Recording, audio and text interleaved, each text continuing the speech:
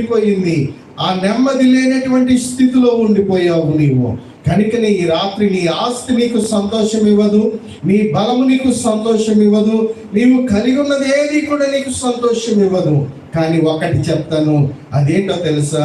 నీ హృదయాన్ని తెరిచి దేవునికి నీ హృదయంలో చోటిస్తే, ఆయనను నీవు స్తుతిస్తే, ఆయనను నీవు మహిమపరిస్తే, ఆయన అద్భుత కార్యాలను నీవు చూడగలుగుతావు. ఏంటో తెలుసా అద్భుత కార్యాలు?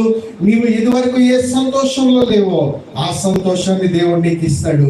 ఇదివరకు ఏ నెమ్మది అయితే నీవు కలిగి లేవో ఆ నెమ్మదిని దేవుడు నీకు దయచేస్తాడు. ఏ విధమైన సమాధానం నీవు ఇదివరకు కలిగి లేవో ఆ సమాధానాన్ని నా దేవుడు నీకు ఇవ్వడానికి సిద్ధముగా ఉన్నాడు. వీళ్ళరా, అందుకని ఇక్కడ భక్తుడైనటువంటి హబక్కూకు మాట్లాడినటువంటి మాట కూడా అదే. అంజూరపు చెట్లు పూయకపోయినా పర్వాలేదు, ద్రాక్ష చెట్లు ఫలింపకపోయినా పర్వాలేదు,